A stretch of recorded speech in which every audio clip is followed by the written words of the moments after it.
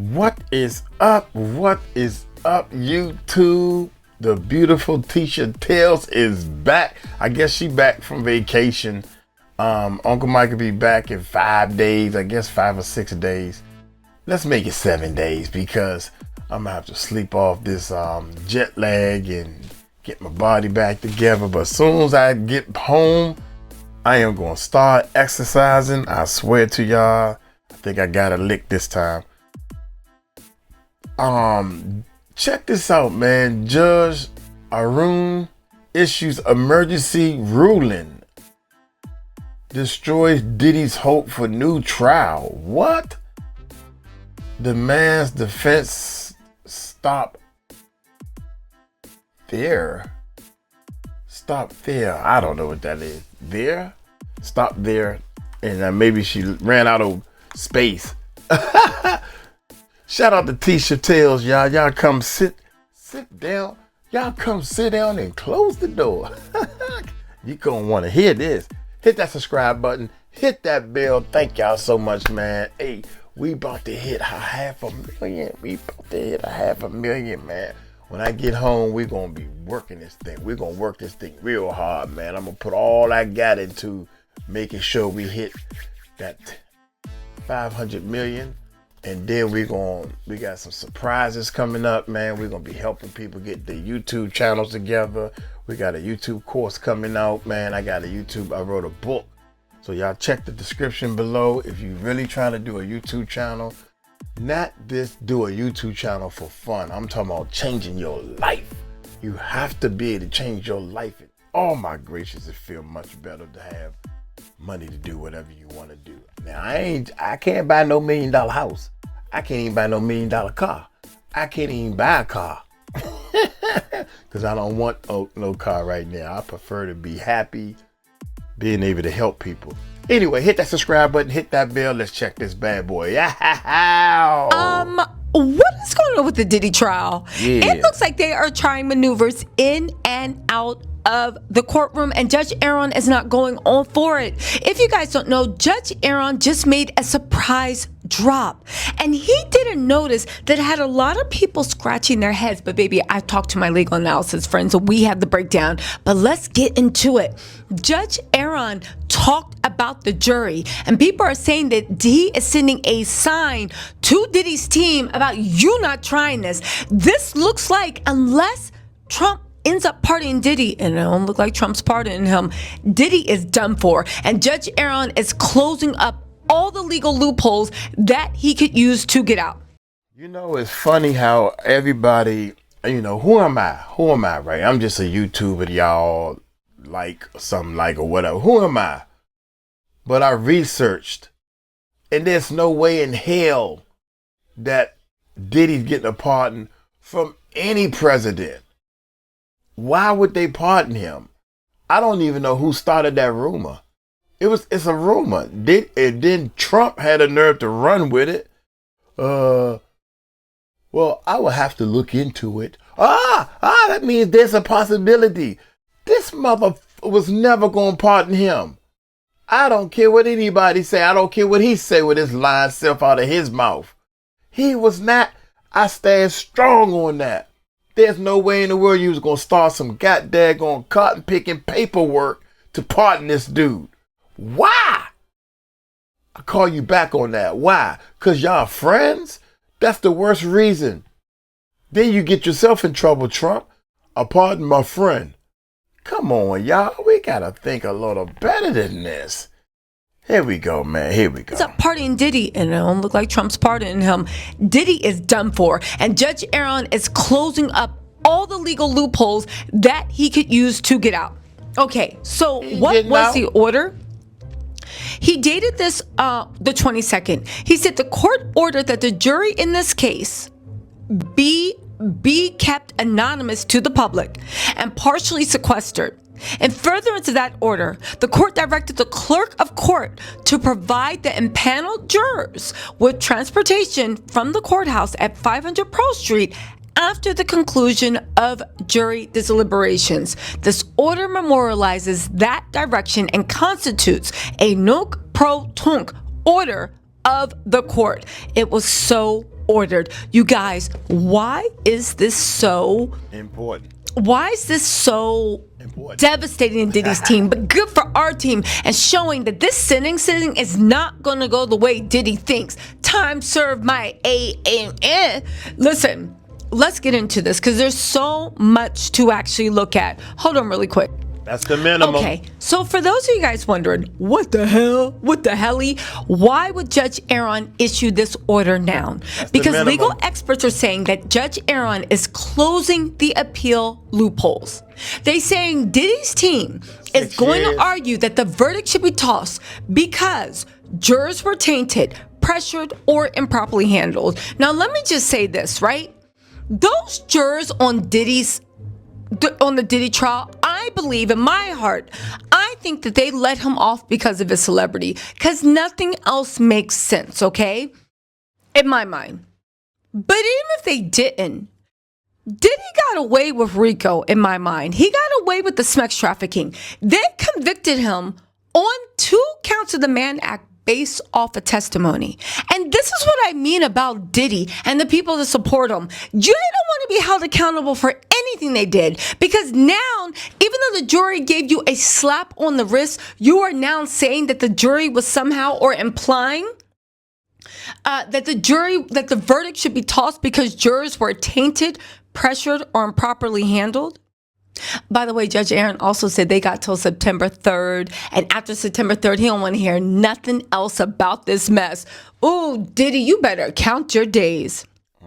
They also said they're also hoping that if the record looks sloppy, for example, if sequestering or being anonymous weren't formally ordered, the defense could claim the jury wasn't adequately protected, which compromised their impartiality, and we need a new trial. This neck pro tuck? We'll call it a neck if you buck order. Retroactively patches up that hole, saying we did order all the necessary protections. They were in fact in place, and I'm now just formalizing it. So it's basically retroactive. It's saying I did this and I didn't formally put it on the record, but all these protocols were followed, and now I'm putting on the record. So what's your problem? It's not grounds for appeal. Now get this, right? On top of that, let's be real. The actual escorts actually testified this. And Clayton Howard, whatever the F his name is, right? Looking like he needed chapstick, lotion, Nivea, and some Dove body wash all at the same time. He was the one that actually didn't he write a whole book, or say he was writing a book, or said that he was part of it and what happened and the SMEX work and how he's hired? There's so many people admitting that Diddy liked to use prostitutes. It's not my fault people think that it's not illegal. Anyway, right? Also, they're saying the judge is doing this to protect jurors even after the verdict. They said these jurors just convicted one of the most powerful and notorious figures in music. One of them would have been powerful. Even after being discharged, they could face harassment, stalking, or threats. Who is harassing, stalking, or threatening those jurors? If you are, you need to stop. By memorializing the fact that they did use transport, and they made sure the jurors remain anonymous, the judge is covering the court's duty of care, making sure jurors can't say later, we were left exposed and unprotected after the verdict.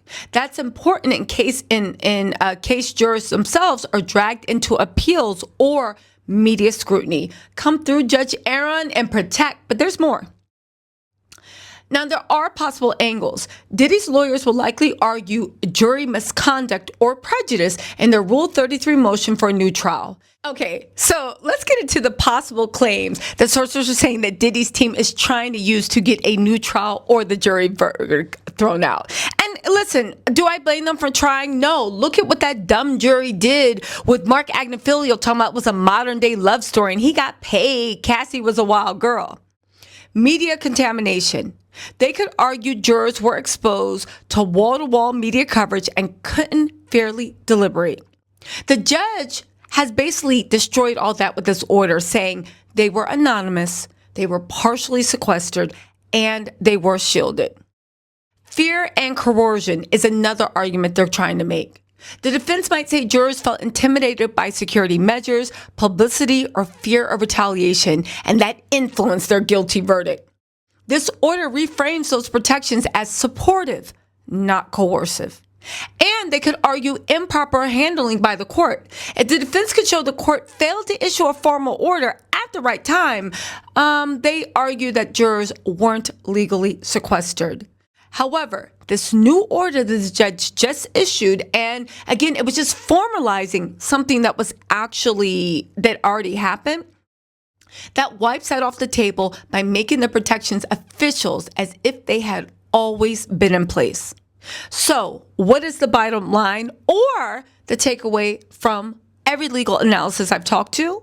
Yes, the jury was released after the July 3rd, 4th, whatever it happened on the verdict. Okay, so this isn't saying, oh, the jurors are somehow still being protected. However, this late August order is about protecting the verdict from attack. The judge knows Diddy's team will try to exploit any procedural slip up around the jury, so he's backfiling the record. In plain English, Judge Arun is saying, Diddy, don't even try it. This jury was protected the whole way, and now I formally put it into writing. Y'all listen. What y'all think about this, all right? Keep in mind that the nuck if you buck, okay, it's nu pro tunc, whatever. I don't speak Latin. Y'all could I took it in high school, but no, I'm not bothering, right? That is backdating, okay? Again, the judge is memorializing protections that were already in place before deliberations, but it hadn't been formally written down. By issuing this now, the judge is locking in the record for appeals, so Diddy's team can't argue jurors weren't lawfully protected, and it's making sure jurors are still covered legally and logistically until everything is done. You guys, what do y'all think about this? I do know that Diddy thought he was going to get that pardon. It doesn't look like it's coming. They are grasping at straws. They are doing everything. And do I blame them? No, because they're getting paid millions to sell their soul, right? Again, if you look at it as it is just like a football game, who got who, instead of letting who I believe is a dangerous person out into the general public, we can say whatever. But it looks like Judge Arun is actually tightening up.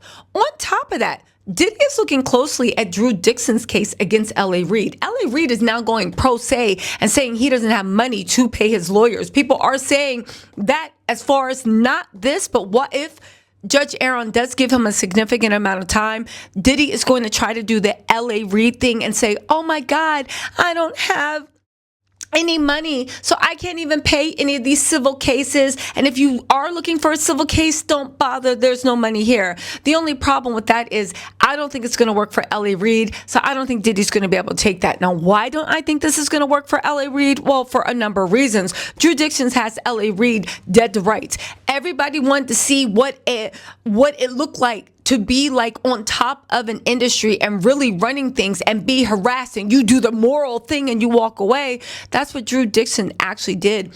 She walked away, but she wants to be compensated with commissions and for being harassed. Commissions on what? She bought John Legend and Kanye West and L.A. Reid just to be a DIC to her because he couldn't have his way with her. He was like, nah, I'm going to pass. She wants money for lost commissions, okay? But getting back into Drew Dixon and the L.A. Reid thing, L.A. Reid is saying he's broke. Drew Dixon's lawyer is Virginia Giuffre's lawyer. Yeah, they got the Jeffrey Epstein saying Maxwell settlement for Virginia Giuffre. That's how airtight this evidence is with Drew Dixon. Again, keep your eye on everything. We are going to go live, of course, tomorrow morning to talk about Diddy. I'm going to try to go tonight to talk about Raven Simone. She's been acting up on the gram. But getting back to what I was saying, right? Yeah. I don't know. I don't think the sentencing is going to go the way Diddy and all his supporters want it to go. I know one of his biggest supporters, they say are in jail right now. And let's see how it goes when their king gets there too. What do y'all think about the judge protecting the record retroactively? Again, it seems like Judge Arun is literally going to serve justice to Diddy. The only question is how many years? Because the prosecution said they are suggesting way more than the 4 to 5 went to original jail? years. Again, Judge Arun said anything dealing with the appeal or overturning the appeal or the verdict, a new trial, should be in by September 3rd. And after September 3rd, he is no longer considering anything that comes in after that. Anyway, you guys, we are going to see what happens. Let me know with the comments. I'll talk to y'all later. Bye. Who went to jail that's his biggest supporter? That's what I want to know. That's already in jail. Who was she taught? Wish she would have said the name. Because I don't even know. Somebody would, I can't remember. My Uncle Mike can't keep up with all this mess. But one thing I do know is the way this judge can handle this ruling, right? The way the judge can handle the ruling, he can take a lot of things in consideration. Like that tape of Diddy beating that little girl up in the hallway. And what makes it so bad is, what about the video of Diddy admitting it was him and he's saying, I take full responsibility? What about that tape? Those two tapes alone should have said Cassie was telling the truth. Oh, okay. Jury, you want to play dumb? Jury, this is the judge. Jury, you want to play dumb? Let's play dumb. I'm going to play dumb right along with y'all tell. I don't care what y'all said. Got him on 2 counts? I can give him the max. But you know, no judge going to do that. That's like personal. I got personal problems with this man. Can't show no personal problems. I gotta show some lean. I gotta lean a little bit to show that I'm human too. That's why I keep saying 6 years. You got a maximum of 20. I ain't gonna stack them on each other. I ain't even gonna give you 10. He might do that. He just might do that. But what I'm gonna do is I'm gonna show you, I can't just give you 5, but bro, I can't give you 5 because you already did 1. If I give you 5, you already did 1. That's gonna leave you with only 3 years after good behavior. Because no matter what, you're gonna pay for your good behavior. I don't care what go down in that jail. I ain't stupid. This the judge talking. This the judge talking. So I'm gonna go ahead and give you 6 years so I can say I lean it to the max, whatever. I'm gonna give you 6 years. Why? That will give the feds enough time to come up with more charges that will stick heavier. Everybody should be happy by now. Come on, y'all. Y'all better come up with something better because I'm gonna give him 6 years. He already did 1 for good behavior. You take away the thumb for good behavior. The feds got 4 years to come up with something new. And the little Rod case is already starting to cook, baby. They get ready to go for some hearing and go for some listening and go for some whatever y'all call this stuff. The little Rod case is about to be heard. It's about to be listened to. And guess what? Yeah, all them lawsuits, all them little civil lawsuits, bro, they gotta count for something, judge. Y'all hit that subscribe button, hit that bell. Y'all take it light, take it slow. Tell them Uncle Mike told you so. Peace out.